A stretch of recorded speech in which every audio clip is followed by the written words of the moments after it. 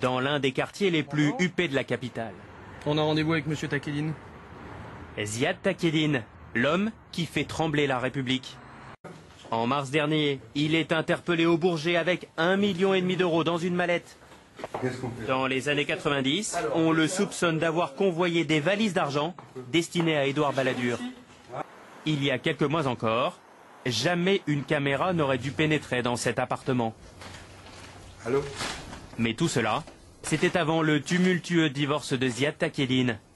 J'ai découvert qu'il y avait des documents qui avaient été subtilisés, pour ne pas dire volés, et c'est des documents qu'on appelle secret défense.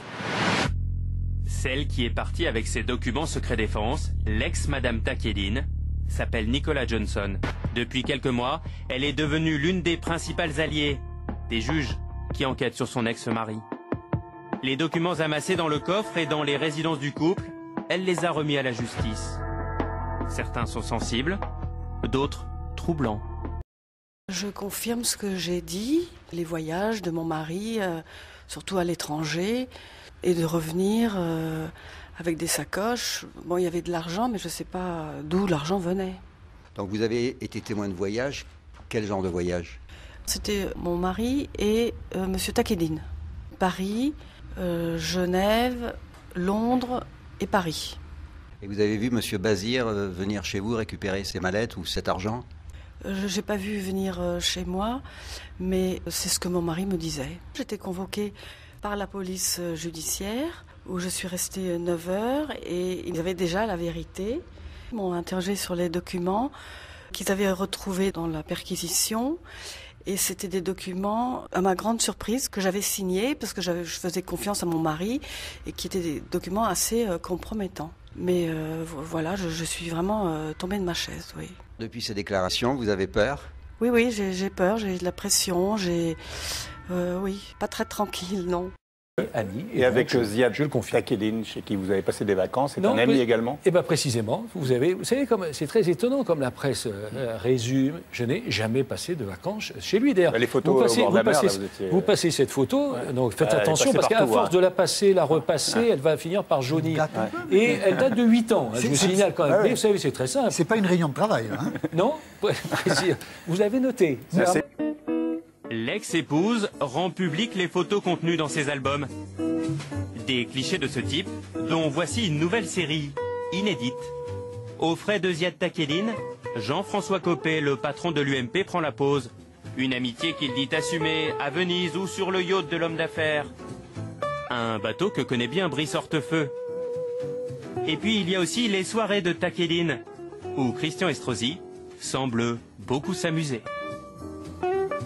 Sur ces images, on croise également Thierry Gobert, un ancien collaborateur de Nicolas Sarkozy. Mis en examen lui aussi, Gobert serait allé chercher en Suisse avec Takedine des valises d'argent. Est-ce qu'aujourd'hui, vous subissez des pressions? Est-ce qu'aujourd'hui, vous recevez des coups de fil où on vous met en garde et on vous conseille de ne pas trop parler? Je réserve ça à la justice. Mais ceci même ne m'impressionne pas du tout. Qui a peur de Ziad Takedine? L'intermédiaire cache-t-il des informations compromettantes? Vous aimez cette musique? Cet après-midi-là, avec nous, Ziad Takedine va parler. Notre interview touche à sa fin. Comme dans un film d'espionnage, l'homme met alors la musique très fort. Il craint les micros et demande au caméraman de sortir. Sur fond de Beethoven assourdissant, c'est un homme apeuré qui chuchote alors ses confidences. Une caméra cachée enregistre la scène. Qui vous pouvez faire tomber, vous? Tous. Aux abois. À cet instant, l'homme met en cause nommément de très hauts personnages actuellement au pouvoir. Des personnalités qu'il a jusqu'alors publiquement épargnées. Vous le tenez avec des éléments concrets? Des dossiers, des matériaux que vous avez mis en lieu sûr, etc. Vous êtes nombreux comme vous pensez à le tenir? Il ne parle même plus, il mime. Un seul? Que vous?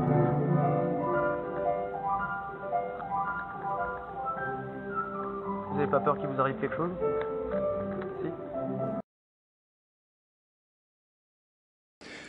La marge de manœuvre d'un juge d'instruction dépend effectivement des moyens qu'on lui donne et des bâtons qu'on lui met dans les roues ou pas. De manière qu'il est absolument inadmissible que Brice Hortefeux ait été en contact avec M. Gobert pendant la garde à vue. C'est absolument scandaleux et ça démontre les méthodes. Bien sûr, ça démontre les méthodes qui sont utilisées par l'Élysée dans ce dossier. Karachi ou Shakira, la réponse est évidente. Elle balance beaucoup apparemment, Hélène. C'est par ces mots que l'ancien ministre de l'Intérieur Brice Hortefeux a prévenu son ami Thierry Gobert le 14 septembre. Une conversation révélée par les écoutes téléphoniques ordonnées par le juge et qui embarrasse ses deux proches de Nicolas Sarkozy. Dans un entretien au site internet du Monde, Hélène de Yougoslavie affirme que le même jour, son mari l'appelle et lui demande de descendre dans la rue où il l'attend. Une fois dans la voiture, il m'a incendié, il était furieux. Qu'est-ce que tu as été raconté aux flics? Il paraît que tu m'as balancé, tu es complètement folle, tu vas partir à l'asile. J'ai compris qu'il avait eu des informations très précises sur ma déposition. Après ces révélations sur Brice Hortefeux et le communiqué ambigu de l'Élysée qui affirme que le président n'est à aucun moment cité dans le dossier, le parquet de Paris a décidé d'ouvrir une enquête pour violation du secret de l'instruction. Ensuite, donc, votre nom est revenu, vous avez vu le juge dans l'affaire Karachi. Alors, dans l'affaire Karachi, Thierry Gobert, qui est mis en cause dans cette affaire, lui, pour avoir détourné de l'argent qui aurait pu servir à la campagne d'Édouard Balladur en 1995. Donc, vous l'avez appelé au moment où il entrait pour la garde à vue. Il y a eu un échange de conversations dont on a eu connaissance. Et il y a une chose qui nous a frappé, c'est que vous lui avez dit « ils ont énormément de choses » ce qui veut dire que vous savez. Alors ça, c'était avant la garde à vue. C'était avant la garde à vue, il y a eu 2 appels saisis par les écoutes, juste au tout début de la garde à vue, mais bon, ça... Mais plusieurs jours avant, le 14 septembre, c'est cet appel-là que vous évoquez. Alors, ils ont énormément de choses, ce qui veut dire que vous savez quelque chose. Oui, c'est-à-dire que j'ai fait ce que tout le monde aurait fait, sans exception. Il s'agit d'une famille amie que je connais depuis des décennies. Et j'ai décroché mon téléphone et j'ai dit voilà ce que j'entends, qu'en est-il? Est-ce que les choses que j'entends sont apparemment extrêmement dures? Vous êtes plus catégorique que ça, parce que quand on regarde la totalité de la conversation téléphonique telle qu'elle a été écoutée, à un moment, vous dites à Thierry Gobert, non, mais je te raconterai. Oui. Ils ont énormément de choses. Et ce 14 septembre-là, je termine juste, quand vous êtes écouté, la presse n'a ni donné le nom de la personne qui aurait pu donner des choses, donc on saura plus tard que c'est la femme de Thierry Gobert, ni surtout ce qu'elle a dit. Mais au défi quiconque de ne pas avoir agi comme je l'ai fait, naturellement, de parfaite bonne foi. Vous avez une famille que vous connaissez, qui se trouve confrontée à quelque chose qui apparemment est très grave, encore une fois, sous raison de la présomption d'innocence, et j'ai donc naturellement téléphoné pour savoir ce qu'il en était. C'est toujours votre ami, Thierry Gobert? C'est toujours votre ami, ça reste c'est sans doute pas une bonne attitude en politique, sans doute pas. Je veux une République irréprochable. Le président de la République, c'est l'homme de la nation. Ce n'est pas l'homme d'un parti, ce n'est pas l'homme d'un clan.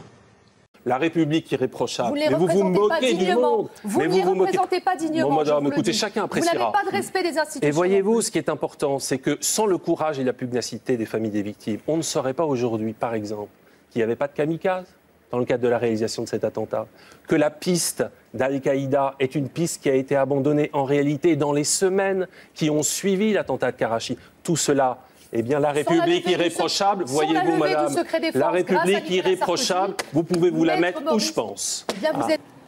Vous savez, un président de la République, ça doit rendre des comptes.